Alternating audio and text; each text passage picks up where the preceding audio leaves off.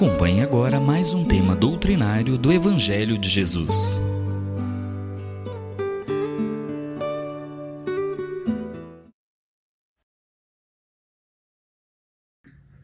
Prezados irmãos em doutrina espírita, o Espiritismo e o futuro da humanidade. A Revista Espírita de novembro de 1867 nos traz uma página de Michel Bonamy, em que ele lembra que as grandes ideias da humanidade sempre enfrentaram resistências, intolerância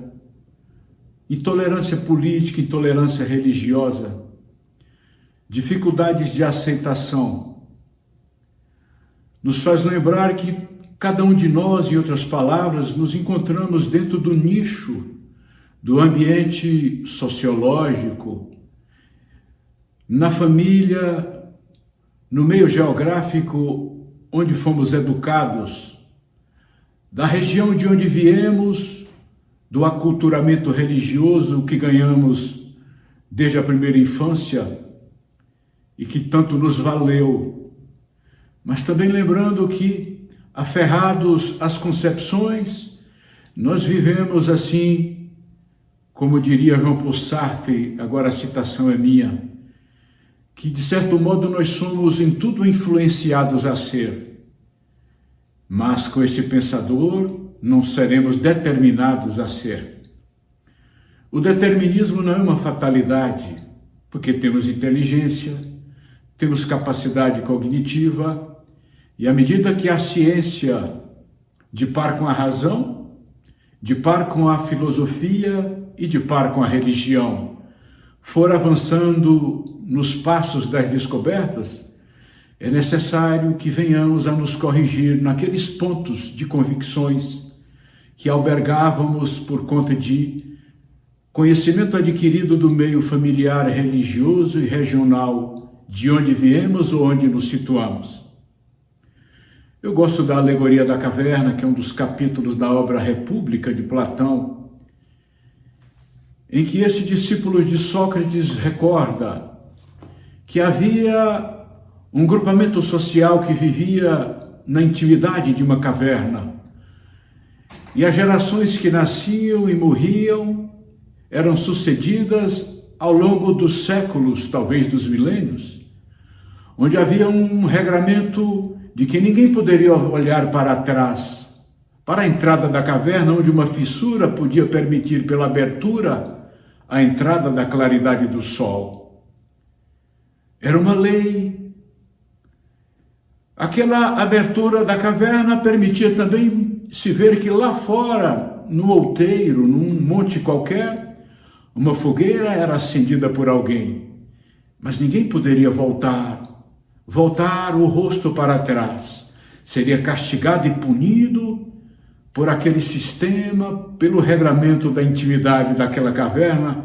daquela tribo que ali morava, até que um dia alguém resolveu transgredir a ordem, olhar para trás e mais, avançar e sair da caverna para descobrir que lá fora havia um mundo, um outro mundo, uma outra realidade, que era muito mais ampla do que a caverna deste mito trazido por Platão.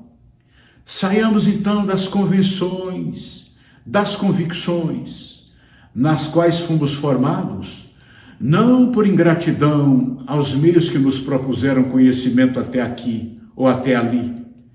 mas por uma necessidade intelectiva, a fim de que possamos avançar. Jung, na sua psicologia analítica, nos lembra que nós herdamos, por assim dizer, quase que por um fatalismo entre aspas, do qual deveremos nos libertar, portanto, tiraremos as aspas, em que os atavismos ancestrais são repetidos pela mente do ser humano, pelo filho, pelo neto, trazendo a reminiscência dentro desse inconsciente coletivo que jaz dentro de nós, do inconsciente profundo do nosso ser. E nós temos a tendência de repetir aquilo que a ancestralidade propusera, vivera ao seu tempo e que nos foi transmitido pela educação e pela tradição oral, pela tradição familiar, pela tradição da escola. A humanidade, num determinado momento, num determinado período civilizatório, por assim dizer, numa catarse coletiva, reproduz o pensamento do século, o pensamento das pessoas, e as pessoas poderão estar reproduzindo pensamentos do século pretérito e antipretérito por esse atavismo ancestral. Adquirimos consciência disto para modificarmos as nossas atitudes ao reformular o nosso modo de ver, as nossas convicções sobre as realidades da vida. Daí porque a doutrina espírita, que pretende ser não a religião do futuro, mas o futuro das religiões, veio nos trazer esse diálogo entre a filosofia, a ciência, para chegarmos ao preceito fundamental de base religiosa, ético-moral, que está toda na doutrina dos evangelhos de nosso Senhor Jesus Cristo. E o evangelho segundo o Espiritismo, que é o evangelho de Jesus na visão dos espíritas, dos espíritos da codificação, temos esta anunciação deste tempo novo, prometido por Jesus, como sendo o Espírito de verdade que ficaria conosco para sempre. Ele viria no seu advento, como profetizado e anunciado por aquele homem de Nazaré. Mas aceitar a doutrina, a filosofia, a ciência, os conceitos espíritas de interpretação no aspecto ético-moral do cristianismo é algo que hoje já é motivo de comemoração, depois de mais de um sesquicentenário de movimento espírita no mundo, sobretudo no Brasil, ao qual Humberto de Campos chamou como o coração do mundo e a pátria do Evangelho. Nos adiantamos, segundo o IBGE, crescemos exponencialmente em quantidade de pessoas que se convenceram dos fundamentos das explicações espíritas, que não são tão espíritas, senão aquilo que já estava presente em pelo menos 23 religiões mais importantes da humanidade, dentre elas o hinduísmo, o confucionismo, o budismo, o brahmanismo, o taoísmo, mas que o espiritismo veio refundir e trazer uma conceituação mais aclarada e acrescentar pela boca do Espírito de verdade, que é o Cristo, pela inspiração dele ao falangeário de espíritos que vieram se comunicar, assim como os santos fazem e operam fenômenos e milagres. E milagres, na verdade, são fenômenos da natureza, até que um dia as pessoas possam explicar pela ciência que os milagres são tão naturais quanto científicos. Nós então estamos a dizer que o Espiritismo veio mostrar esse lado da razão na fé, mostrar que esses fenômenos são fruto de fenômenos da natureza e dizer à humanidade que fé inabalável é somente aquela que pode encarar a razão, face a face, em todas as épocas da humanidade. Sem razão, dizia Einstein, a religião será cega. Sem a religião, diria o mesmo cientista do século passado, a ciência sem a religião será paralítica. Então buscamos esses pilares para a fundamentação de tudo que vem a ser a proposta espírita no aspecto doutrinário. E dizermos que, assim como causa espécie a todos que estão fundamentados em convicções religiosas, que estão decididamente convencidos de seus pontos de vista, que são tão saudáveis, principalmente os que carregam uma doutrina que tenha como princípio, sem desvalorizar as demais, o Evangelho do Cristo, nós então diremos que é muito natural que a ideia reformulada, refundido com esta promessa do Cristo, como acreditamos nós, de que o Espírito Santo, o Espírito de verdade, viria consolidar e ficar conosco até o final dos tempos, é algo que lentamente vai sendo aceito dentro do campo da fenomenologia. Das constatações científicas, o tomógrafo, que prova que o cérebro em transe mediúnico gera frequência de onda mental, diferente das frequências que aparecem em outros estados de transe ou em outros momentos de alteração psicológica ou de doenças mentais.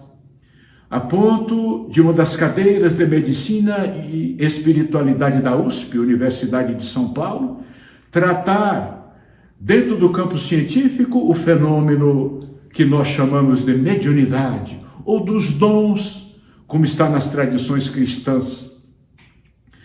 A noite de Pentecostes destes dias, os acontecimentos mediúnicos diversos com os apóstolos, os fenômenos de cura, que é a transmissão do fluido animal para a cura,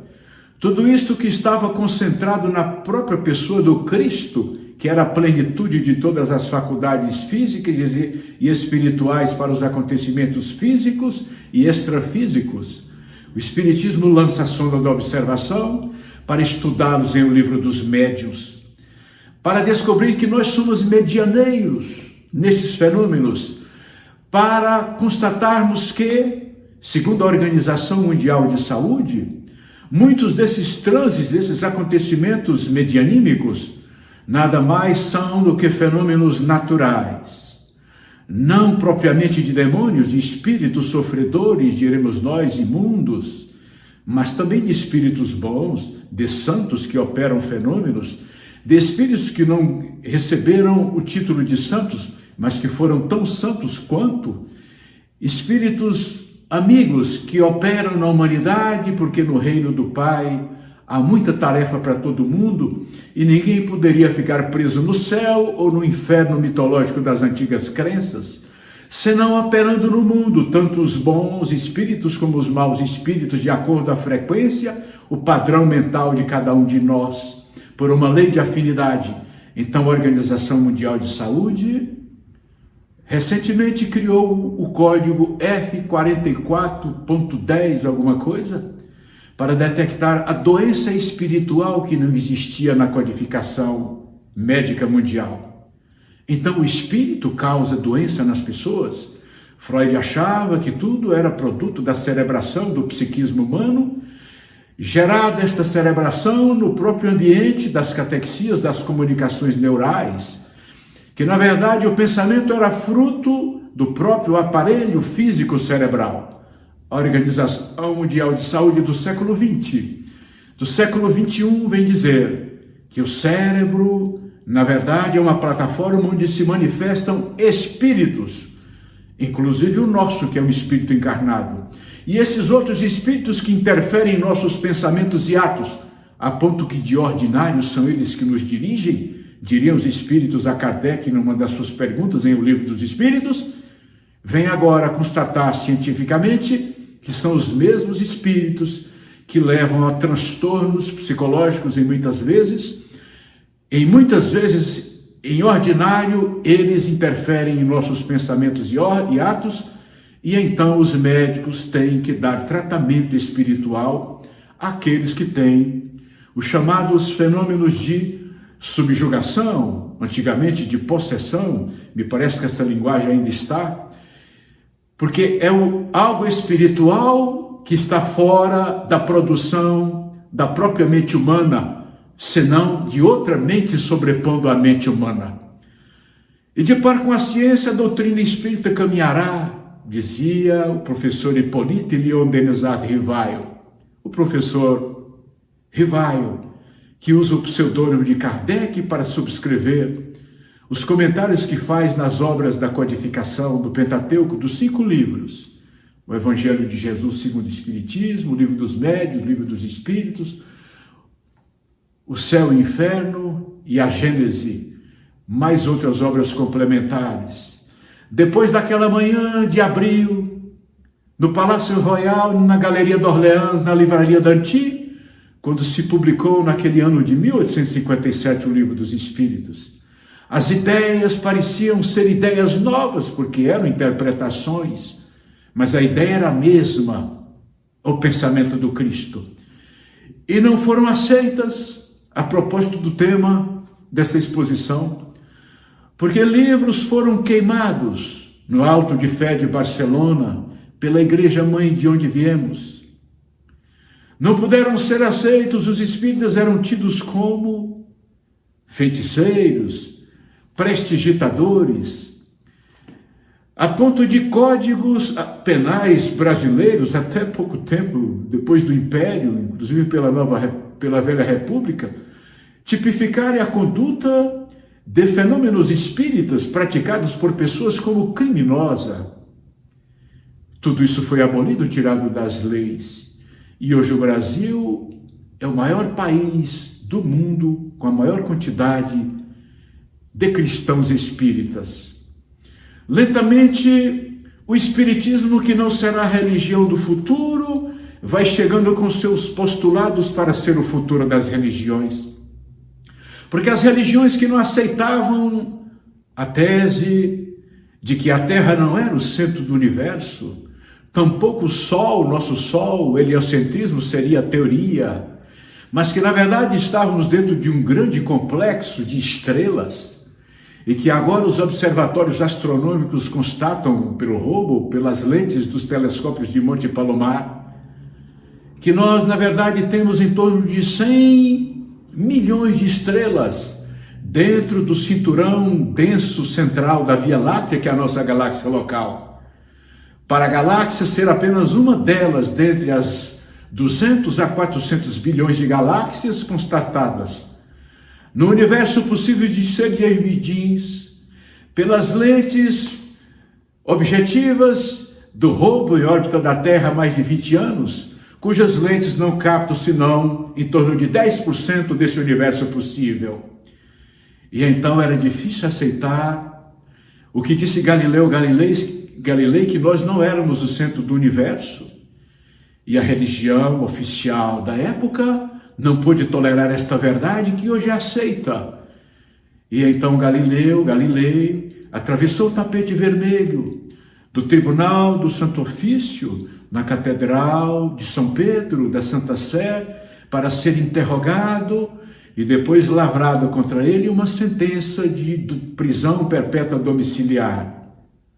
além da obrigação que ele teve de retratar-se para dizer que nós, a Terra, éramos o centro do universo, quando na verdade somos um pequeno fragmento de mundo, dentre 8 globos que orbitam em torno de uma pequena estrela de quinta grandeza, tão pequeno o nosso Sol, que é tido como uma anã vermelha, que pela sua pequenez orbita em torno de uma estrela maior, uma das estrelas do complexo do Touro, dentro das Pleiades, em cujo universo possível relativo local da galáxia, dentro nela, estamos nós, como este pequeno fragmento de mundo, sem as pretensões. Cientificamente, lentamente vamos constatando aquilo que Galileu Galilei disse naquela altura da Idade Média, da idade sombria, da noite caliginosa de mais de 1000 anos. Mas as ideias são sempre difíceis de ser aceitas. Paulatinamente vão sendo aceitas como o Espiritismo vem, porque foi a doutrina espírita que de primeira vez anunciou a pluralidade dos mundos habitados. Que esses ninhos de vida, detectados por Galileu Galilei, antes pelas lunetas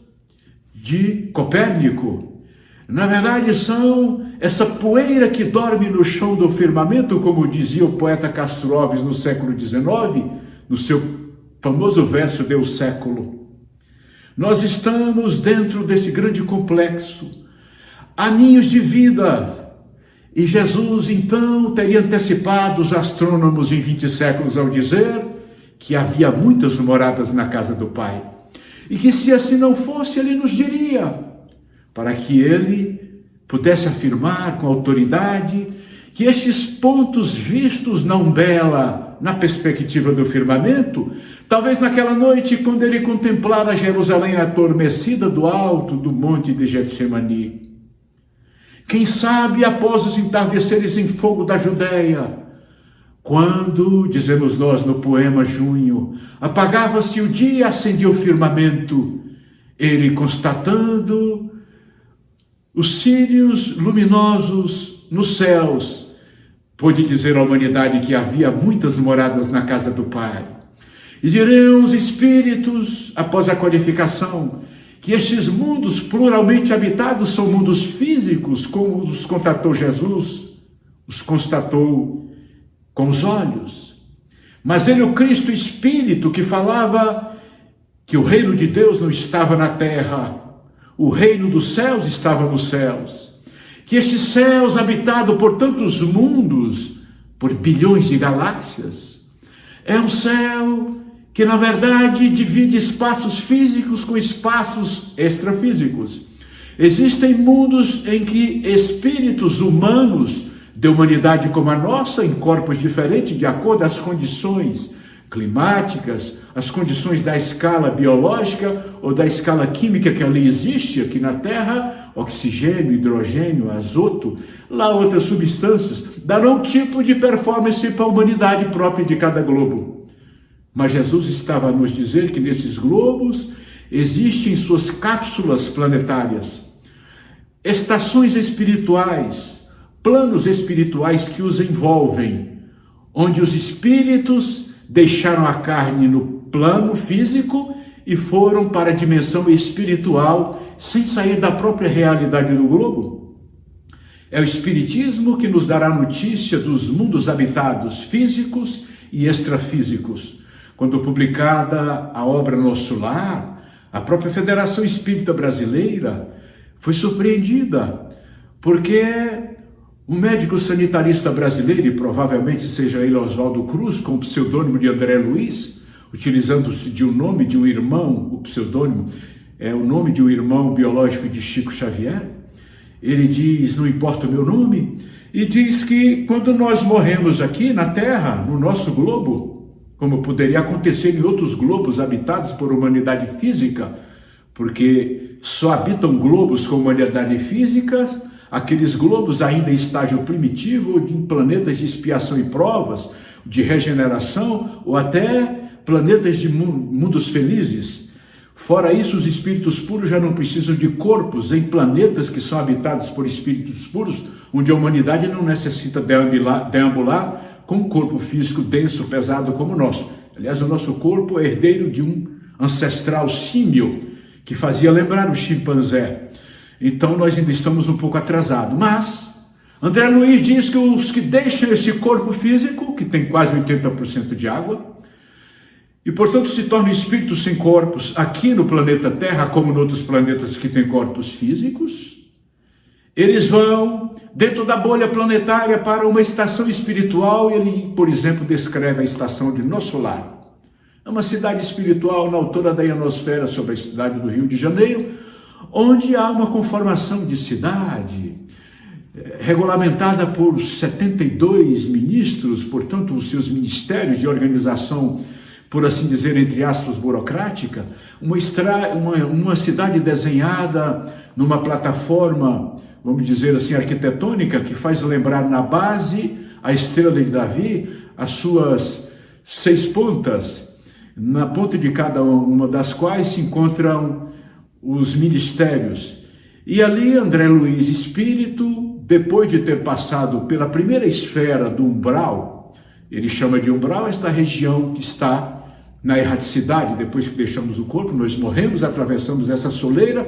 para esse outro lado, que poderiam dizer que seria o inferno, o purgatório ou o céu, e na verdade, em Nosso Lar, nós vamos ver que tudo isso acontece dentro do próprio complexo do planeta Terra, e repito, como acontecerá em cada complexo de cada globo onde a humanidade existe com vida física, em que encarna e desencarna, sem sair da bolha planetária.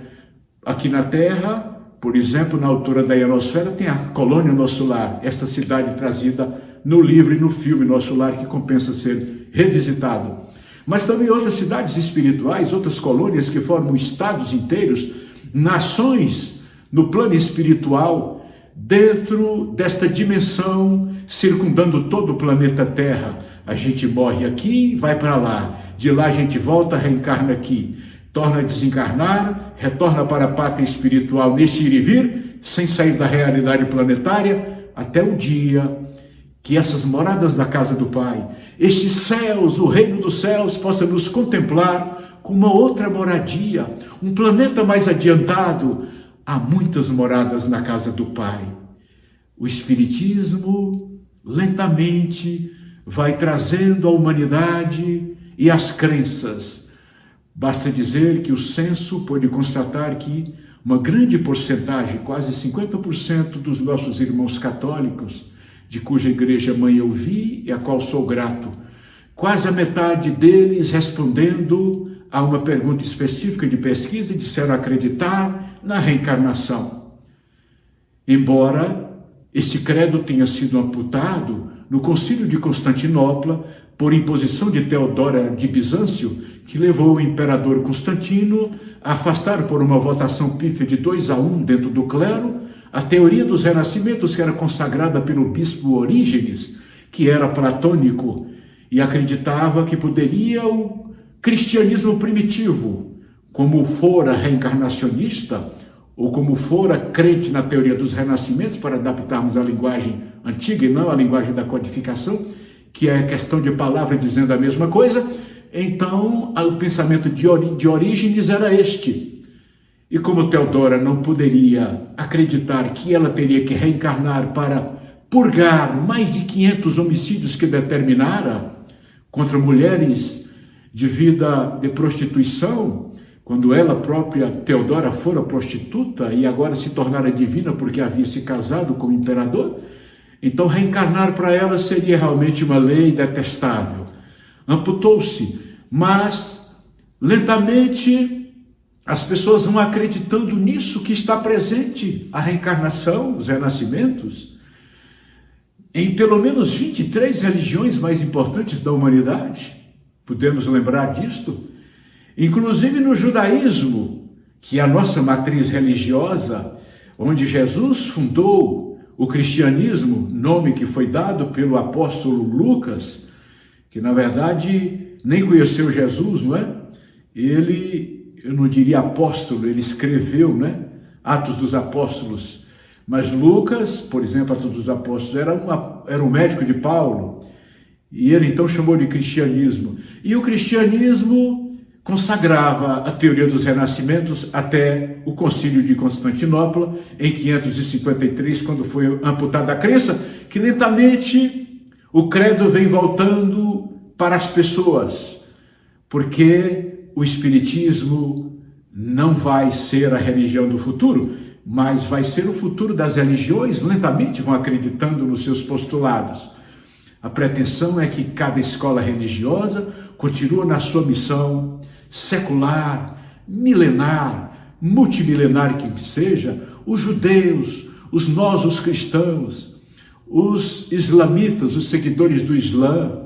os seguidores de Buda e de Lao Tse, todos eles possam acreditar, e aliás esses últimos já acreditavam, que nós nascemos e renascemos, como dizia Jesus a Nicodemos naquele diálogo à noite, às escondidas. O doutor da lei, membro do Sinédrio, veio perguntar a Jesus como chegar nesse reino dos céus. Um homem já sendo grande, era possível voltar à barriga de uma mulher e nascer de novo? Porque Jesus havia dito a ele que para herdar o reino dos céus era necessário nascer de novo da carne e do espírito. E nesta exposição, então, nós gostaríamos de lembrar que assim como as ideias cristãs e espíritas foram refutadas veementemente, sujeitas a auto de fé, queima de livros, a criminalização da conduta dos espíritas, os códigos da terra, tudo isso hoje abolido. Hoje ser espírita chega a ser um motivo de orgulho para quem ostenta esse nome, chega a ser uma atitude que demonstra uma conduta comprometida com as palavras que deverão corresponder às atitudes, ou com alguém que gostaria de ver no mundo a mudança que já fez em si próprio, e que tem um comportamento de benevolência para com todos, embora ainda pejados dos seus equívocos, como eu, por exemplo, ainda cheio de defeitos, mas quer ser hoje melhor do que foi ontem e se candidata a ser amanhã melhor do que hoje. É assim que se conhece o verdadeiro espírita e o verdadeiro cristão. E assim como a doutrina espírita teve dificuldade de ser aceita, nós vamos lembrar que Jesus teve muita dificuldade de ser aceito no seu tempo. E que os primeiros séculos os apóstolos sofreram, deram nos primeiros anos os testemunhos no Circo Máximo em Roma, de frente ao Palatino. Na época de Nero, eles eram entregados às feras sanhudas para serem devorados enquanto cantavam hinos. Na dobagem do ano 70, quando inaugurado o Coliseu de Tito de Vespasiano, ainda um cristão com a voz estrangulada gritava do centro da arena romana: Ave Cristos que vão viver, o saúdam para sempre. A perseguição aos cristãos, que perdurou primeiro, segundo, terceiro, quarto século, em que todos morriam nas arenas, devorados pelas feras sanhudas, sacrificados em postes, onde eram queimados vivos, por apregoarem o pensamento do Nazareno bondoso. Quanta intolerância nos credos, nas nações politeístas, no próprio judaísmo, que tanto perseguiu aqueles que seguiram Jesus. Basta ver o apóstolo Paulo com cartas para prender os cristãos em Damasco, ele que era Saulo de Tarso. Depois ele cai do cavalo na entrada da cidade e de perseguidor se tornará crente nos postulados, na interpretação dada pelos cristãos aos próprios textos sagrados da Torá. É o Espiritismo de hoje interpretando os textos sagrados do Novo e do Velho Testamento. Eram os seguidores de Jesus interpretando os textos do Velho Testamento, diferentemente na interpretação que eram dados pelos judeus. Os cristãos apregoavam, interpretando os textos sagrados, como o amor que se deveria ter ao próximo, como deveria amar a si mesmo, quando Israel pregava a guerra contra os infiéis. Os cristãos diziam amar o próprio inimigo. Era difícil suportar a doutrina desse Jesus, que fora mandado após aquela noite da sua paixão, quando ele contemplava Jerusalém adormecida. Ele, olhando para as estrelas, onde havia muitas moradas na casa do Pai, aguardou que a madrugada fosse lentamente devorada pelo amanhecer. Quando os soldados chegam, ele está preso. E às 9 horas da manhã da sexta-feira, interrogado no pretório de Pôncio Pilatos, antes tendo passado pelo interrogatório perante Caifás, para as 3 da tarde estar crucificado no Monte Gólgota, em nome de uma interpretação de textos religiosos. E basta lembrarmos que, como dizia Gandhi, apedrejar profetas e mais tarde erguer templos em sua memória tem sido a prática da humanidade durante eras. Hoje adoramos o Cristo, mas o Cristo encarnado, nós o crucificamos. E talvez o crucificaríamos de outro modo se ele aparecesse aqui hoje. Porque as religiões disputam autoridade para interpretar os textos do Evangelho, do Novo Testamento. Ainda hoje, os judeus não acreditam que Jesus tenha sido enviado, o modelinho da humanidade, para nós, o governador planetário, o co-criador do planeta, o Deus planetário, se quiserem dizê-lo, mas planetário, não o Deus do sistema gravitacional, do universo onde está o reino dos céus, que ele dizia que reservaria para nós. E hoje não se encontra um nicho específico onde estão os céus,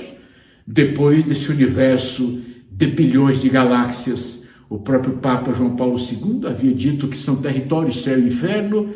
territórios da mente. O reino de Deus está dentro de nós, onde está escrita a lei de Deus na consciência, responderam os espíritos a Kardec. Lentamente a religião vai aceitando os postulados espíritas como esta atitude de sua santidade, porque o espiritismo, repito, será o refrão da exposição, não será a religião do futuro, será o futuro das religiões que continuarão nos seus templos, dos seus segmentos, cada qual desempenhando nas suas escolas religiosas a sua missão, que há de ser milenar, mas levando as constatações filosóficas científicas as descobertas da ciência de par com o movimento espírita que há de ser secularizado. E nós ficamos pensando, então, o espiritismo e o futuro da humanidade. O que aconteceu a Sócrates, que é um verdadeiro precursor do cristianismo e um verdadeiro antecedente do espiritismo, porque foi Sócrates na praça pública em Atenas, na Ágora, diante de um tribunal dos 501, um júri popular, ele faz a sustentação da verdade de que nós viemos do campo das ideias. Nós estamos aqui, não somos daqui, porque o espírito está encarcerado no corpo, que é o cárcere da alma. E que há muita sabedoria, dizia ele na sua maiêutica, em pensarmos que muitas das verdades que nós sedimentamos como convicção plena, e nós iniciamos a exposição lembrando do atavismo ancestral, das crenças que trouxemos, ou do psiquismo que é irmanado com o psiquismo daqueles que nos antecederam em vidas, ou na própria vida presente, como os nossos pais e avós. E dizia ele, Sócrates, que estes pensamentos que trazemos deverão ser sujeitos ao crivo do debate, do raciocínio, para colocá-los em xeque, porque a maiêutica, que era o chamado parto das ideias, era exatamente ele, Sócrates, defrontar com o interlocutor, perguntá-lo sobre as artes, sobre a ciência,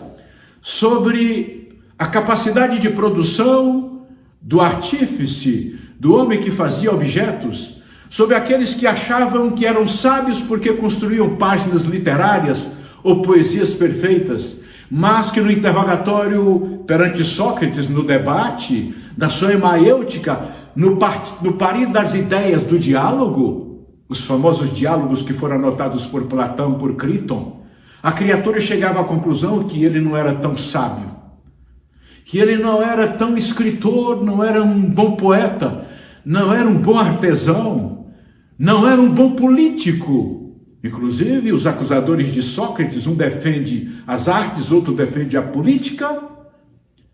e outro defende uma outra tradição, a política, além da política. Ânito, Licão e Mileto são os seus acusadores no tribunal. Ele, Sócrates, não é tolerado exatamente por trazer isto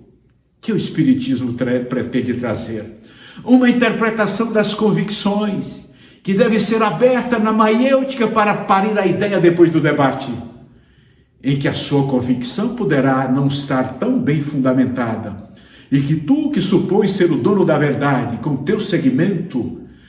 com a sua interpretação dos textos evangélicos, poderá não estar tão certo se tivesses debatendo com Sócrates na Ágora, porque ele lhe levaria a convicção de que você não é o melhor político, não é o melhor hermeneuta de textos bíblicos, que a sua religião é sua e merece todo respeito e desempenha a tarefa religiosa de formar a sua escola, mas que ela não é dona da verdade. E é por isso que Sócrates, ao levar à conclusão de que aqueles que supunham saber e que na verdade pouco sabiam, foi levado a beber a cicuta após a condenação por uma votação de 200 e muitos contra 200 e poucos que o condenaram. E quando quiseram dar a ele a pena de substituição da pena capital por uma pena de desterro, ele disse: eu não posso aceitar ser expatriado da minha terra para servir de estorvo em pátria alheia, porque para onde quer que eu vá, eu me levarei tal qual eu sou. E esta deve ser uma lição para confluir para o término da exposição. Nós morremos aqui, desencarnamos, deixamos a vida, esta vida que Sócrates dizia que veio de lá do campo das ideias. O renascimento que Sócrates apregoava através da paligenesia, que é a teoria de nascer, morrer e renascer, voltar a viver, que cunhamos como reencarnação, que é a mesma coisa. Ele dizia que nós, ao morrermos, levaremos os nossos defeitos para onde quer que nós possamos ir. Se eu sou, então, um espírito mau, estaria eu no inferno, nas geenas infernais, na tradição que nós herdamos da nossa cultura religiosa ancestral? o ainda presente. Assim como ele, Sócrates, não aceitava o desterro porque seria ele em outra pátria, nós, ao morrermos, também seremos nós na pátria espiritual. Para onde quer que nós possamos ir, nós nos carregaremos tal qual somos. Era um dos seus discursos perante os seus juízes naquele julgamento há 500 anos aproximados atrás, 499 anos antes de Cristo. Estamos então a dizer que foi tão difícil a humanidade, a civilização grega, aceitar a interpretação de Sócrates, porque ela era tão revolucionária, como anota Platão, já que Sócrates nada escreveu, tão revolucionária que ela era, de fato, já o dissemos, precursora do cristianismo, precursora do espiritismo, que é o cristianismo redivivo. Debatam, aceitem ou não aceitem, quem vai dar o rótulo não será ninguém, serão os fatos, serão as atitudes daqueles que levam o evangelho por este flanco, querendo abraçar todos os demais flancos, porque o refrão é que nós não seremos a religião do futuro, nós seremos o futuro das religiões, nós seremos o futuro dos gregos, porque nós somos os gregos da época de Sócrates em nova encarnação, como nós somos os europeus de 500 anos de pátria brasileira, onde evoluímos com alguns hábitos e costumes deles, como somos muitos que vieram da região de Jesus da Palestina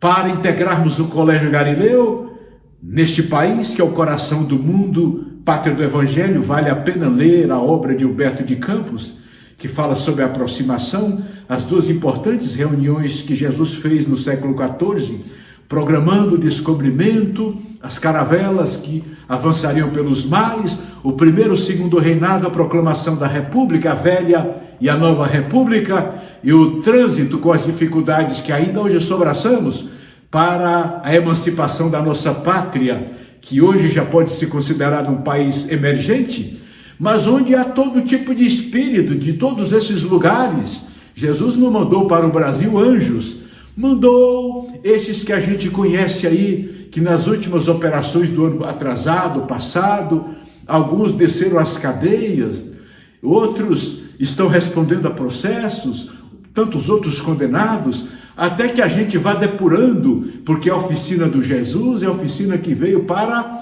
os doentes e não para os sãos. Então Jesus veio trabalhar com aqueles que caíram nas experiências na Europa, na Palestina, para buscar essa gente toda, é a tese de Humberto de Campos, e trazer para o Brasil, para aqui formar esse traslado de Tiberíades, e traslado da Palestina, do lugar especialmente da região da Samaria onde esteve Jesus, em torno do mar da Galileia, para que aqui seja esse novo reduto. Faz lembrar a Baía de Guanabara, quando do descobrimento, parece aquilo ali, aquele local do mar, da Bahia, um pouco o alargamento do mar da Galileia, que tem uma extensão de 14 quilômetros por quase 10 de largura, uma extensão que faz lembrar a antiga Baía da Guanabara, o Brasil, nesta poemática de Humberto de Campos, o Espiritismo e o futuro da humanidade. De par com a razão, diz o codificador, andaremos. Sempre que a ciência constatar algo, nós estaremos com a ciência. Aquilo que a ciência ainda não pôde constatar, nós revelaremos até a medida em que a inteligência humana possa cogitar, interpretar e debater, como a pluralidade dos mundos habitados, que lentamente vai dando passos para a comprovação. No campo físico, um sistema extra-sistema solar, portanto, um outro sistema, descobriu um planeta em cuja superfície demonstra-se haver substância líquida, poderá ser água, metano, outra substância. Dentro da Via Láctea nós temos 17 milhões de globos, em condições de esfera e órbita em torno de centros maiores que fazem lembrar a constituição do planeta Terra. Embora a água, até o momento, aqui dentro do nosso sistema, só pode ser constatado nas crateras da Lua, e me parece que agora, nas profundezas do solo de Marte, lentamente a ciência vai lançando as sondas das investigações nesse extraordinário cenário de mundos, nessa poeira que dorme no chão do firmamento. Ave Cristo, como cristão, na arena da vida dos nossos tempos nós diremos: salve Jesus, e que Ele nos livre da pandemia, que o cavaleiro amarelo do Apocalipse possa já ter transitado, campeando, galopando em todos os países como vem sendo, para que a humanidade tenha o fechamento deste selo e que se passe este momento que ainda não é o juízo, porque o juízo se dará em pílulas, já lembramos noutra exposição. Depois do cavaleiro amarelo, que há de passar, já está passando, como passou em várias pátrias, onde o coronavírus arrefeceu, nós teremos o cavaleiro negro, que traz a fome, a crise econômica, aliás, já estamos experimentando ela no Brasil e em outros países. Depois virá o cavaleiro branco, que traz a aparência de ser bom, tomara que ele seja bom, o ginete seja bom, porque muitos cavaleiros brancos, salvíficos da pátria, vieram galopando e não foram tão bons. Depois diz João, nesse diálogo que ele tem com Jesus, na intimidade de uma caverna na ilha de Patmos, virá o cavaleiro vermelho da guerra. Aliás, o cavaleiro vermelho da guerra estava galopando, transitando entre a Coreia do Norte e os Estados Unidos, quando o cavaleiro amarelo veio galopando e disseminou o vírus para derrubar todos os generais de guerra, evitando uma terceira guerra mundial, provavelmente dentro do cronograma do Cristo, que é o governador do planeta Terra. Uma boa noite a todos, um grande abraço e até breve.